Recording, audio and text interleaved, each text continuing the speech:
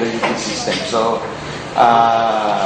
it's a pleasant change to have new faces. I was asked to present policy research in the context of basic and applied sciences. So I'd like to reiterate first the message that Dr. Cynthia Bautista made. Without solid basic research, policy research will be impossible to do. I think that's one of her key messages. That when CIDS started the Bioresource Conservation Program, because that was the in thing at the time, in the mid-1990s. So CIDS embarked on the program only to realize there's not much information. So one would be making an educated guess at most if we start doing policies without basic research. Just to give you an idea, my field is in biology, as most of you know, but I'll show you the range of topics that biology covers and where policy would come in. So let's look at the lowest level, even below the DNA. So now we're talking about stem cell therapy. Diba? That's the in thing now. That's what Senator Enrile is doing, and a whole suite of celebrities. Yet, how can we make policy on stem cell research when we're only basing it on other countries' experience? Okay? And same thing with GMO. No, we're making policies based on what the US EPA does, what the EU does, yet very few basic information, basic research on effect of GMOs on biodiversity. So you go to the next level, at the environment level, then you have pollution, water, air pollution, water, energy, all sorts of crises in the environment. Yet, we keep on putting out policies for supposed implementation, yet there's very little information to support those policies. Furthermore, once these policies are implemented, you still need research to monitor whether those policies are working or not.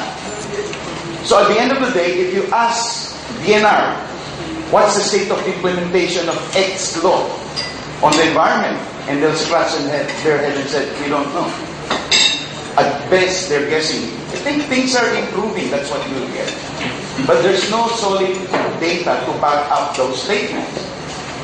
Then you can go to the global scale in terms of biodiversity. Then you encounter the concept of megadiversity hotspots, which I will expound on later in a bit. And then, of course, you can go global, even extraterrestrial. How would you know you have encountered life outside the solar system when you had no idea about it? But we're going beyond ourselves. There are many things that we need to do, but my point is the whole landscape in terms of biological work is so vast. There's room for everybody. And all of this will have policy implications. Yet, we seem to think we're happy in our lab, we're happy in our doing our field work. But all of these have policy implications. But those policies cannot be developed unless you have solid data, solid research behind those policies. Okay?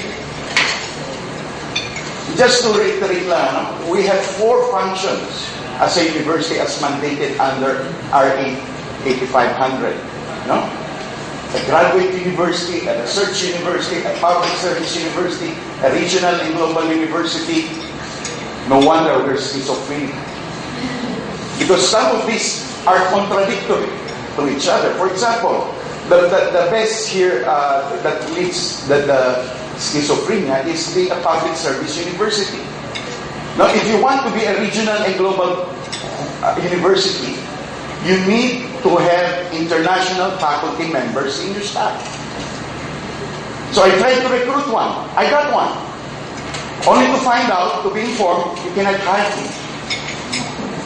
I cannot hire him under the government system. The plantilla, the government plantilla that we have, does not allow foreigners to hold position. So how can we achieve this if you look at the criteria to be run as a global university? You need international students, you need international faculty in your lineup. Yet we cannot hire them because of this other concern. then we are supposed to produce graduate universities. Yet, we know that to be able to do that, we need at most 50 to 80% of our faculty with PhDs. You look at the UP Manila, we're not very close to that. So, and so on and so forth. They would, if you look at these mandates, you would agree with me that we're on the brink of, or if not, in the midst of schizophrenia on how to attain this. So which brings me to a surprise quiz. Right? This is my favorite part. Just to demonstrate a point. No? Just to demonstrate a point that even faculty, UP faculty members have some deficiency in. Okay? But unlike a regular classroom, we'll have a viva voce quiz. Meaning, you have to shout out your answer. No paper and pencil. Okay? You have to shout out your answer. So the stronger your shout, the more confident you are with your answer. Okay? Remember, this is like an upcut exam. Right minus wrong. Answer all. Okay? Sige ha? So the first slide, you have to shout out the answer. So everybody has to shout out the answer. So if only one or two get it, collective ang score. Either you're all right or you're all wrong. Okay? So first question. Bakit kami hindi kayo sigurado? Ulitin natin. More confident. Walang confident sa inyo. But more confident with your answer.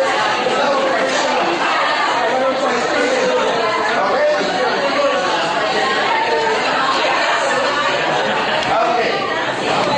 Let's give it one. Diba? Giraffe. Ano question? Identify. Just identify. Wala pa rin confidence, ano?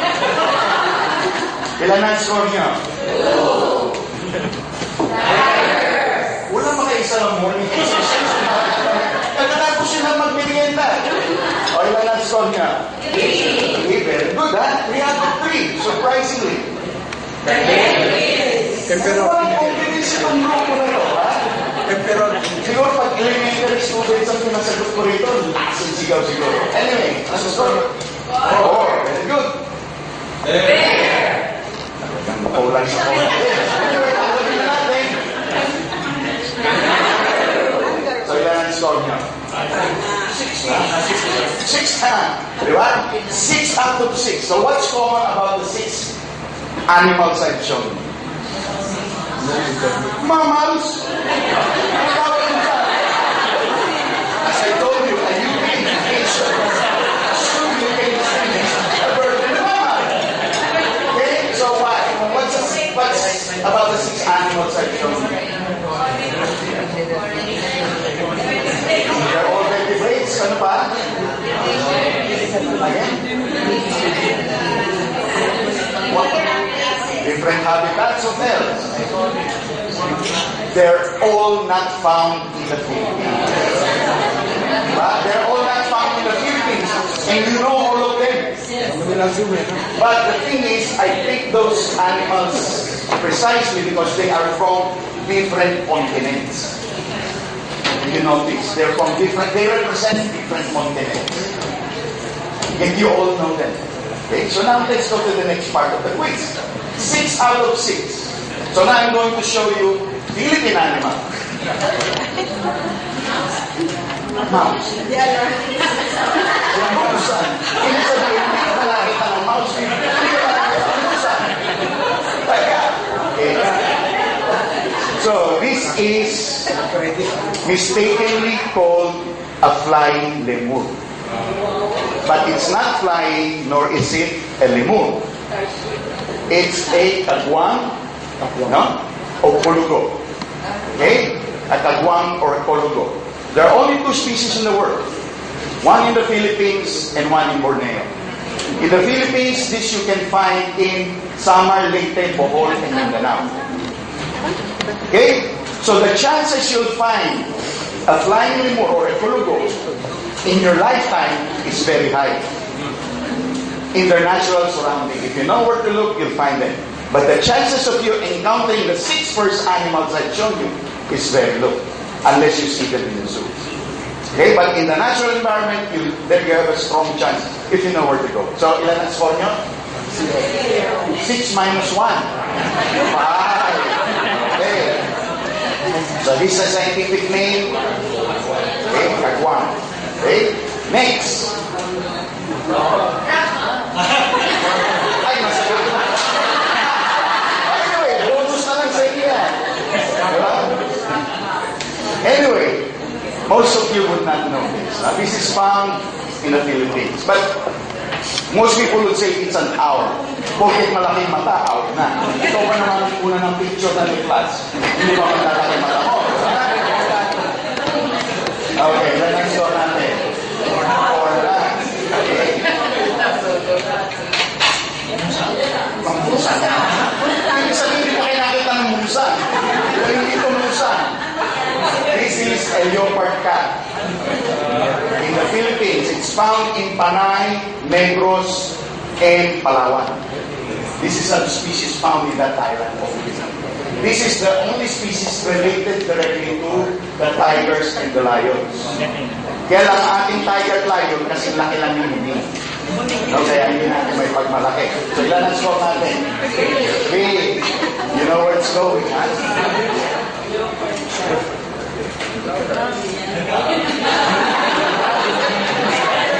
Walang species na ang pangalan ay So ikaw ba itong nila ng cloud rat? Ito ang itsura ng cloud rat. There are 7 species in the world. All of them found only in the Philippines. And you don't know any of them. So this is the northern Luzon cloud rat. By the way, the 7th species, we still haven't figured out where it can be found. Dahil yung label niya nakalagay, Manila, Philippines. Unlike the other 6 species, we know which islands they are found. There are 3 in Luzon, 1 in Ilim Island, 1 in Panay, and 1 in Dinagat Island. Okay? So ilan ang score natin?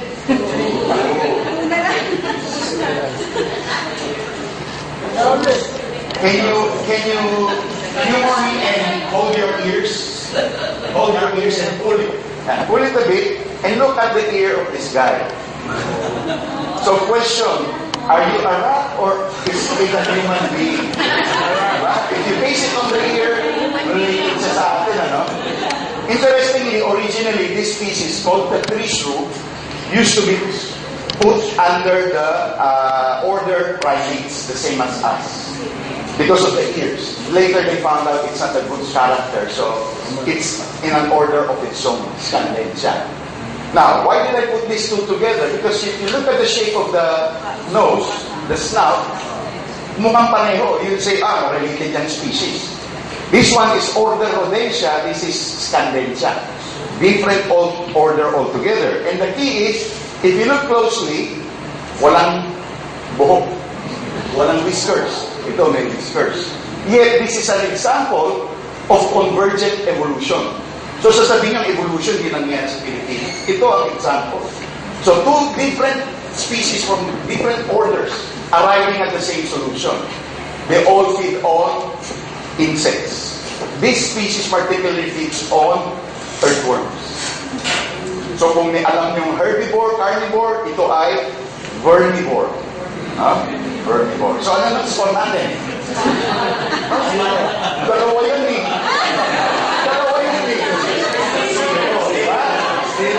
So the point of this exercise is to show you know a lot about other species, but not those found in our country.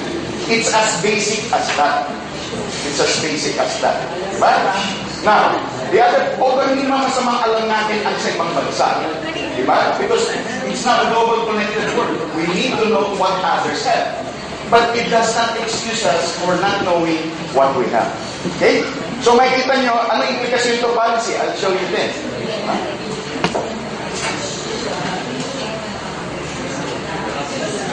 So, what does this surprise quiz demonstrate? 1, colonial education is more pervasive than previously thought. So how can you, I give this quiz even to high school elementary teachers, and their score is usually 0. So if our teachers do not know this, how do you expect our students to know that? How do you expect you to know this? You've been through the same educational system. So you can immediately see policy implications. Diba? It's just a simple question. It has resounding policy implication. We cannot concert things which we do not know. How can you join the Save the Kulubok movement when you don't even have an idea what it is? By the way, the Kulubok is interesting. No? You know, the Philippine eagle used to be called the monkey-eating eagle. But when they studied the stomach content of the Philippine eagle, they found out 70% of the diet of the Philippine eagle is livelihood. Kulugo. Kaya dapat na naging pangalan niya, Kulugo Eating Eagle. Kasamang pakinggan. Kaya sabi na gawin na lang natin Philippine eagle. And henceforth, in 1995, Fidel Ramos issued the policy declaring the Philippine eagle as our national bird.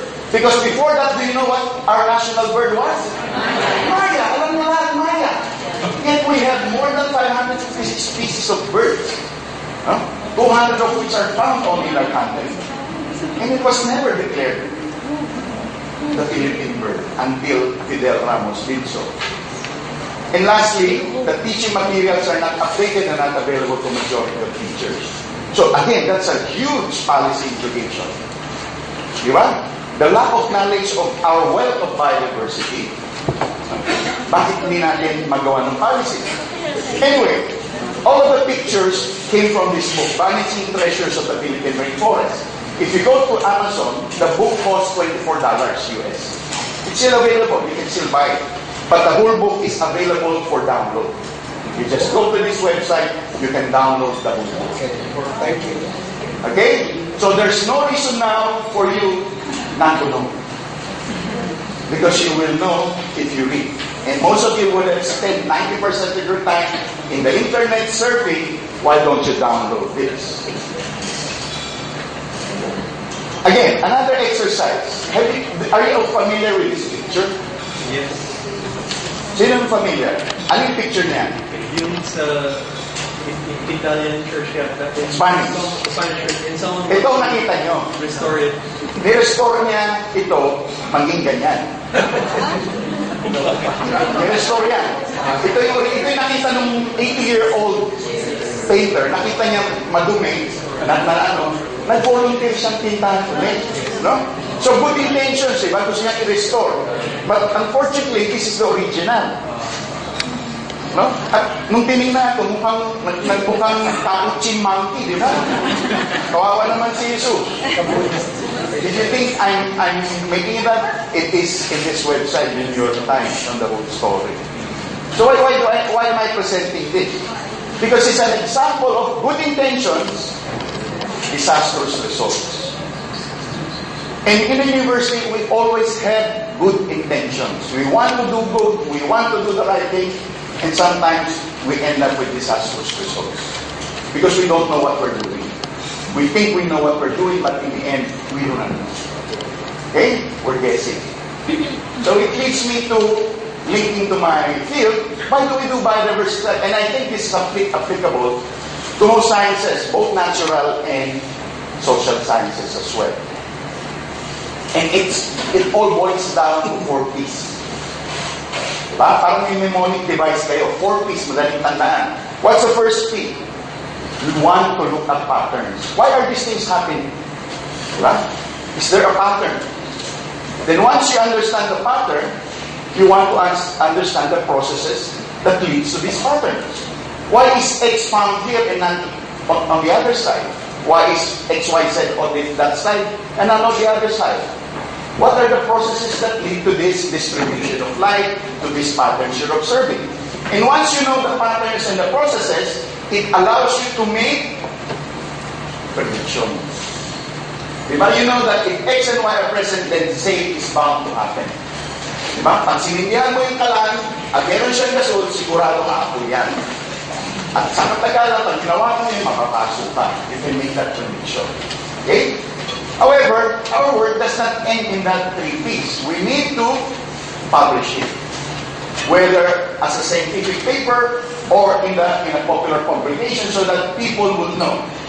So, policy research is somewhere in between. No?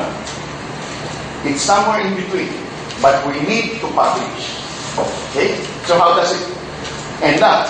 It leads us to more peace. Actually, 3 more P's. Change in perspectives, in understanding how things work.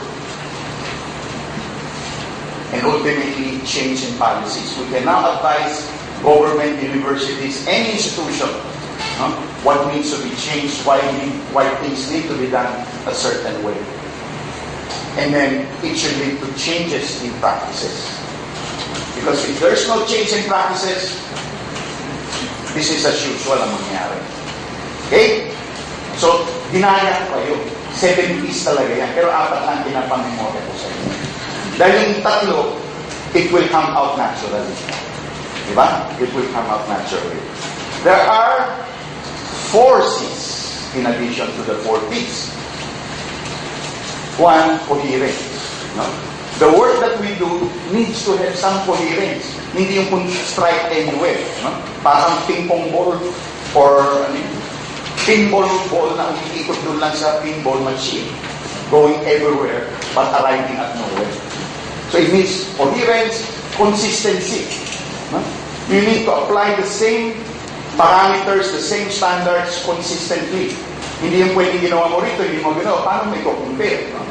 And furthermore, you need continuity. Hindi porket natapos na ito, hindi na interesting, wala na magtutuloy. If we keep on changing things that we are doing, forgetting that, hey, it needs to be continued. If it's important enough to be done in the first place, then it needs to be continued. Till you see it till the end. And finally, we need comparability. Ito yung bagay na importante sa policy. If we cannot compare the things we are doing, what the hell? We're just doing case studies. Hindi mo ma-apply the logic of case studies, hindi mo ma-apply sa ibang lugar dahil iba yung parameters na minimeasure mo. So if you want, ito yung point ng research to be able to compare across space, across time. Pag in-implement natin yung policy ito, year 0, after 5 years, how do we know if we're succeeding? If we don't set the correct parameters or identify the parameters we're monitoring, how would we know that we're succeeding 5 years later or even 10 years later? Diba? Again, I'm cheating because after the 4 C's, it will lead to the 5th, 6th, and 7th C's. Diba? Collaboration. Policy research cannot be done by a single person. In this world now of interconnectedness, we need to collaborate. However, you cannot collaborate if you're not strongly grounded. Kung weak ang iyong foundation, madali kang matatangay, wala kang makukontribute. Then, it should have an element of capability building. Because I think this exercise we're doing, CIDS is doing, is a realization that there's not many people doing policy research in the university. After the big names are now going towards the sunset, driving into the retirement, there's not many people left to do policy research. And that's one rationale of this workshop. Because eventually, we need to build a critical mass of practitioners. Diba? You need to build a critical mass of practitioners. Hindi pwede ikaw lang expert. Oo nga, ikaw lang expert. Pero pag nawala ka, ano mangyayari? There's a huge gap that difficult to fill. Which brings me to the Convention on Biological Diversity. As you know, this was signed in 1992 during the Earth Summit in Rio de Janeiro. You know, I was speaking then to Secretary Alvarez of the DNR. Sabi niya sa akin, alam mo, nung nilinegotiate namin yung Earth Summit yan, Convention on Biodiversity, wala kami biologist na kasama. Hindi nakapakastik mapakinggan. Those who were there were NGO practitioners and lawyers. And now you realize, kaya pala ganun ang convention. Diba? Napakahirap sa biology sundan. Because it was done by other people other than biology. Because we think, ang role lang ng biologist nasa lab, nasa field. The point is, in the new world, cannot be. We have to step in, although I'm not saying we should go beyond our competence, but we should use our competence, no, to advise policymakers, if not write the policy itself. So ito yung sinasabing mega diversity country. Paano sila nag-arrive at that? They use basic research. What Conservation International did was to list all countries in the world, from Azerbaijan to Zimbabwe, and then listed the number of species found in terms of plants, animals in those countries. And when they tallied it up, 17 countries in the whole world contain 80% of the world's most diverse systems and life. Okay? 80%. And one of those countries is the Philippines. So meron kami yung parameter, no? Kaya lang sabi ng donor community, ito yung kita mo yung interaction. We cannot conserve the whole United States and Mexico. We cannot conserve the whole of China, the whole my countries. No? Sabi niya, can you refine your analysis and identify specific areas in the world that are most important for conservation? Meaning, if we have limited money, if we have limited funds available for conservation, where should we put it? We cannot put it in these 17 countries. So sabi, do another analysis. Again, going back to data, results of basic research. And they came up with the biodiversity hotspots. So, kung may papansin nyo, ang US, kanina buong bansa ngayon, California floristic na lang, ang actually, it's Mesoamerica now, involving parts of US, parts of Mexico, and other Central American countries. So, makikita nyo look it, except the Philippines. Even after refining the analysis, the whole country is still a hotspot. So we're one of two countries. One is Philippines, the other is Madagascar, who is both a hotspot and a mega diversity country.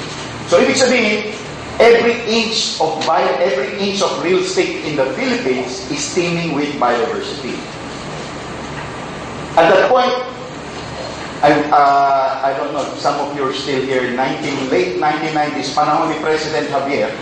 Bago nagka-Techno-Hub, President Javier had the idea to develop it commercially. Hinutulan siya. And then years later, din tinuloy. No? Anyway, at the time, may mga debate. Sabi ko, one way to resolve this, let's find out what sort of wildlife we have in Diliman property. So everybody laughed at me and said, what kind of wildlife are you expecting to find? Baka mas marami ka pang makitang wildlife sa Quezon Avenue sa gabi. Diba? So sagot ko naman, if we don't do it, we will never know. So true enough, after we did that research, we found 100 species of birds, reptiles, amphibians, and mammals in the campus. 46 of which were birds. So once we published that, it attracted attention from the Wild Bird Club and they started coming in. As of last count, there were more than 100 species of birds in the campus recorded. So even by looking at an area like Diliman, sabi, ay, develop na yan, urbanized na yan, wala nang biodiversity na yan. Hindi totoo yan. Because we are a hotspot.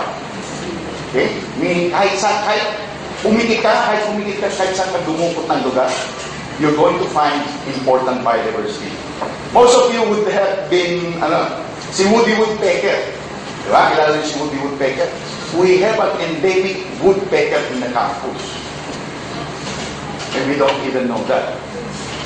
Now, in the last 3 or 4 years, we noticed there's a bird that's now becoming common. Although it's not endemic, but it's natural. Kulay yellow siya at black. It's the black-necked oriole. Makikita niyan dito sa campus. Mas dumami na siya the last 5 years, I noticed. May suggestion na ako, yung UP fighting maroons, gawin natin yung UP fighting orioles. Baka manalo tayo. Anyway, the reason we qualify here is because of this. No? This is the amount of forest we had at the start of the century, noong 20th century, American rule. At the end of the 20th century, we were down to about 18%. This is about 70%. Okay? Of which 6 to 7% came from here. Meaning yung original forest cover natin, which are mostly found in Sierra Madre, Samar, Palawan, and some parts of Mindanao, yun na lang nakikirang primary, less than 1 million hectares. The rest are regrowths. So mga 11 to 12% regrowth, 6 to 7% natural. Okay? So, to qualify as a hotspot, you need to have lost more than 75% of your forest cover. So with that graph, we easily qualify. Okay? So may dito yung agad. With this information, dapat ang daming policies lumabas. Diba? How to conserve it. Yet, that's before I proceed, that one for terrestrial, for marine, they came up with this analysis. No? They did a similar exercise, identified the 10 most important coral reefs in the world. Guess who's number one? The Philippines. Okay? Now, for those who are not familiar, you probably heard of the Coral Triangle. It starts from Okinawa to Sumatra to New Guinea. Okay? So that's the Coral Triangle. And the Philippines is the heart of the Coral Triangle. Within the Philippines, the Visayan Seas is the center of the center. Diba? Ang center ng Coral Triangle, Philippines. Ang center ng Philippines sa Coral Triangle is the Visayan Seas. Ang center ng Visayan Seas is yung Verde Island Passage between Mindoro and Batangas. Okay? Anyway, just to give you an idea, no? Great Barrier Reef of Australia, they have about less than 400 species. We have more than 500 species. Yet they're earning more from live corals than us. Okay? So you can see immediately ano mga policy implications niya. By the way, there are about 800 species of corals in the world. We have about 600 or a little less. Okay? So anyway, there are sources here to track back to get if you want to go to the original document. So it means that the Philippines is a top megadiversity country on a per unit area basis. The other countries that are ahead of us in terms of absolute numbers are Brazil, China, Indonesia, but they are several times larger than us.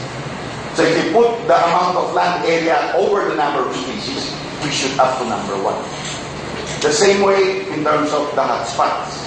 Okay? Madagascar is our nearest competitor in terms of being a hotspot, but it's 3 times larger than our country. Okay? Now, this is from the multilateral agreement we signed into Millennium Development Goals. So these are the targets that we're supposed to meet. Target 14, 15, 4, and 8. And look at those things that should be met. How can you meet them if you don't have research? How can you report to the UN that you have complied with the MDG if no research is being undertaken? So, most likely, manghuhula tayo. Pag gumanda, report natin, pass. Diba? So, look, they're all important and it not covers only biological, but livelihood, well-being, social as well.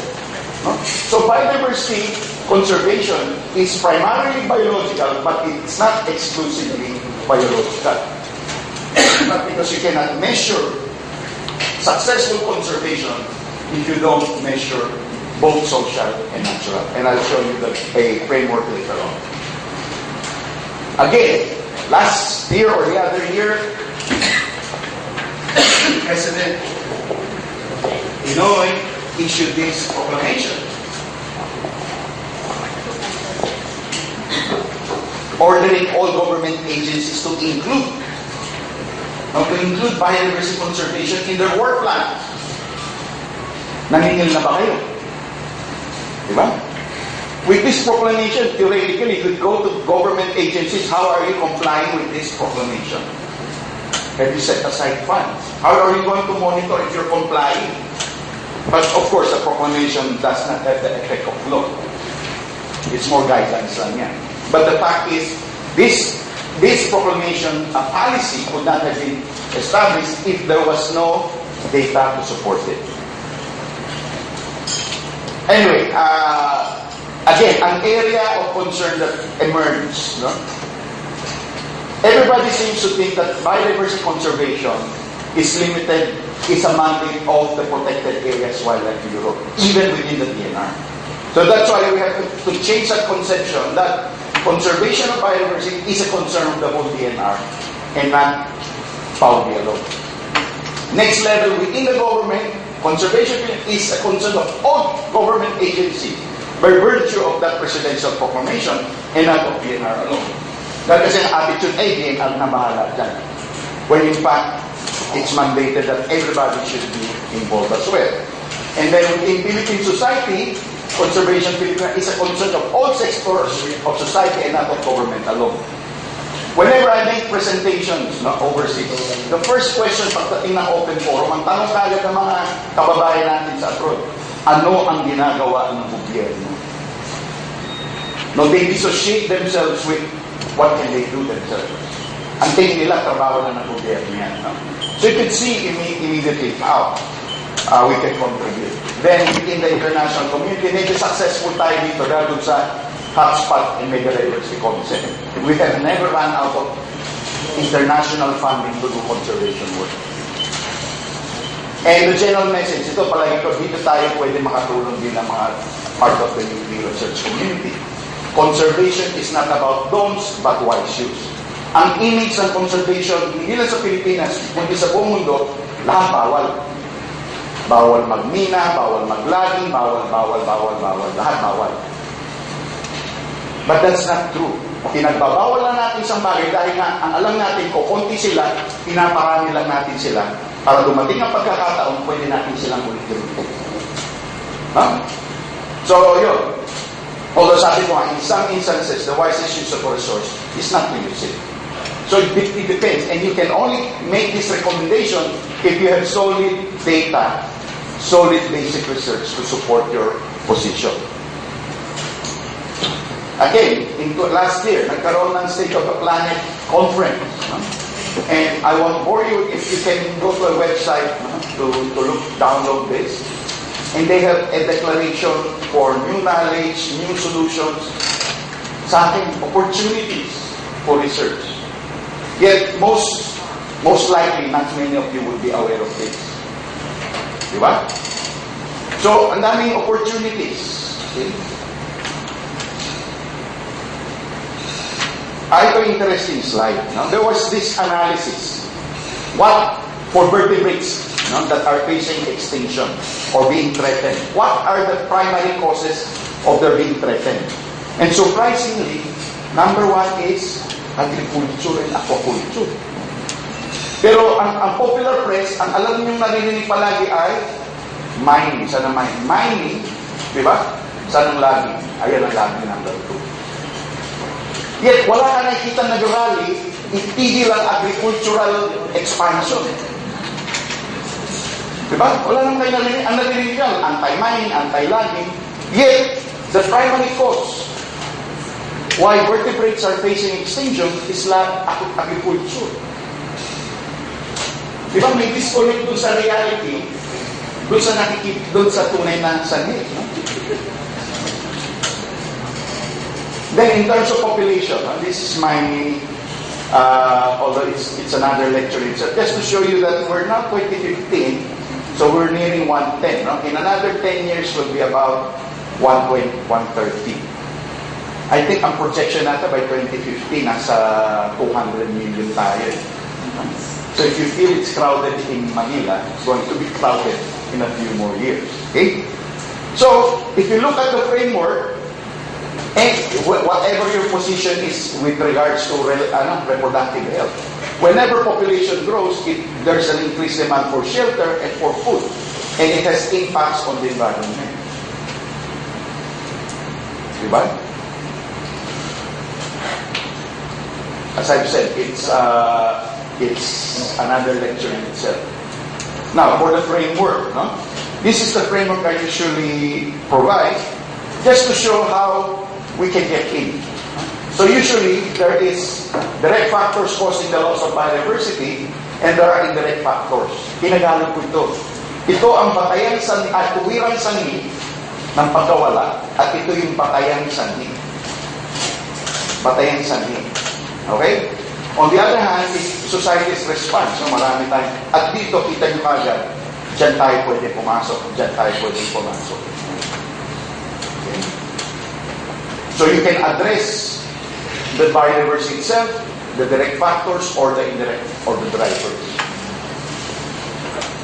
Just a sample, how we can put this all together. No? So biologists will be interested here, the social scientists would be interested here. So here, this is the same slide as society's response. No? Just to put it. We found out that most people will be doing their actions at this level. But sometimes they're so immersed in what they're doing, they don't see the link to the attainment of a greater vision. That's why I put this slide, just to show you, kahit saan ka, kahit anong ginagawa mo, mailulugar mo yung sarili mo dito. Okay? Again, just to show you, science-based conservation, people would say, nalilimit sa lab at sa field, may benefit sa bansa at sa mundo, yet there are value-added benefits for local communities. The information you generate can help LGUs in terms of their planning, in terms of capacity building of local universities, to help them manage the resources. Then it has national benefits as well, contribute to national, provincial land use planning, regional development planning, and other government initiatives at the national level. I won't go into the details, so I can explain later privately probably. Ito, interesting itong PIDS. Again, this is where an area where we can all contribute. You're all familiar with IPCC, the Intergovernmental Panel on Climate Change. Diba? There's now a similar panel called the PIDS. It's in the process of being set up. And there's going to be an assessment. And most likely, the assessment will be based on published information. Gray literature does not count. Reports does not count. It has to be published in peer-reviewed literature. If you recall, our stature as a mega-diversity country, as a hotspot country, ganyan kataas. Pag tinignan mo yung ating publication, ganyan kababa. Okay? So pag nagkaroon ng assessment, pag wala tayong publication, they will be using other countries' data to analyze our situation.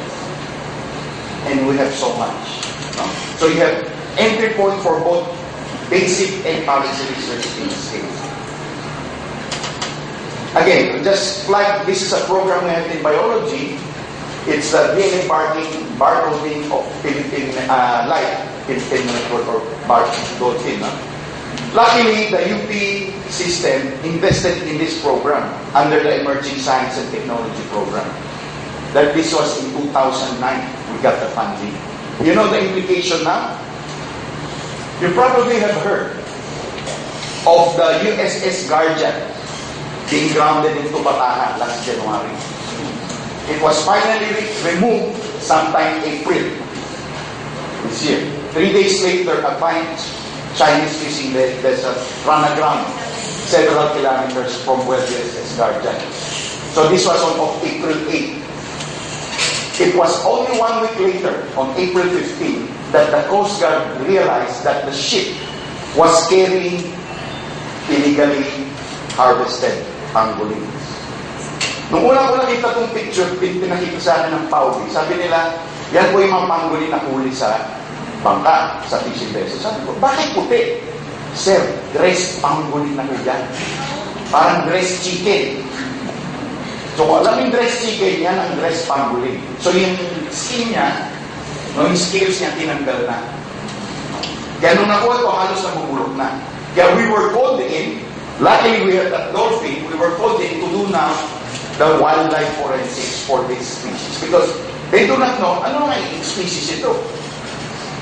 Dahil wala tayong investment na malaki sa Baguio noon, dahil nga tapos ng Palawan ay medyo protective of the resources. Nobody knew.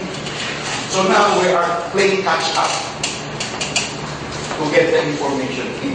So the information we're going to generate will be used in the prosecution of this case. Okay? So, remember, 4 P's and 4 C's. Plus 3 and plus 3. Maraming salamat po.